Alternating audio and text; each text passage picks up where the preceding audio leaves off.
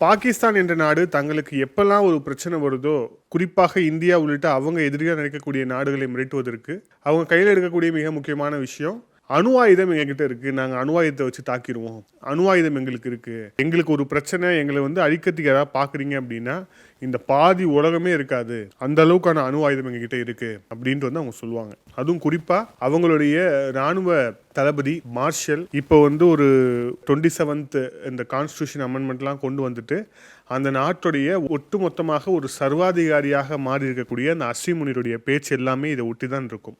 இப்போ அந்த பாகிஸ்தான் என்கிற நாட்டுடைய அவங்க அணு ஆயுதத்தை பயன்படுத்தலாமா கூடாதா அப்படிங்கிற அந்த ஒட்டுமொத்த அந்த அதிகாரம் அப்படிங்கிறது எல்லாமே இப்போ யார்கிட்ட இருக்குன்னா அந்த அசீம் முனிர் அப்படிங்கக்கூடிய அந்த ஒற்றை நபர்கிட்ட தான் இருக்கு. அந்த நபர் யாரு? அந்த நபர் எவ்வளோ ரேடிக்கலைஸ்டான ஒரு மைண்ட் செட் இருக்கக்கூடிய ஒரு நபர். பாகிஸ்தானுடைய இளைஞர்களை எந்த அளவுக்கு ரேடிக்கலைஸ் செய்யக்கூடிய ஒரு நபர். தன்னுடைய சொந்த நாட்டு வீரர்களை $10,000 விலை பேசி இஸ்ரேலுக்கு விற்கக்கூடிய ஒரு நபர். போர்னு வந்துச்சு அப்படின்னா பங்கர்ல போய் பதுங்கக்கூடிய ஒரு நபர். பாகிஸ்தானை யாராவது தாக்குறாங்க அப்படின்னா ஸ்பெஷல் ஃபிளைட்ல இவங்களுடைய குடும்பத்தை மட்டும் வெளிநாடுக்கு அனுப்பக்கூடிய நபர்னு சொல்லிட்டு பல்வேறு சிறப்புகளை உடையவர் தான் இந்த அசீம் முனிர்.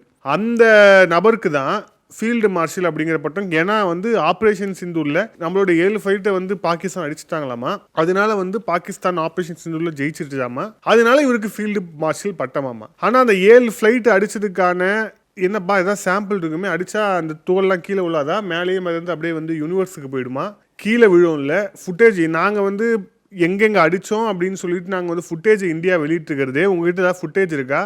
யாருமே எதுவுமே கேட்க மாட்டாங்க. இவங்களே ஜெயிச்சதா இவங்களே அறிவிச்சுப்பாங்க. 10th ஃபீல்டு மார்ஷல் அப்படிங்கிற பட்டம் வேறு.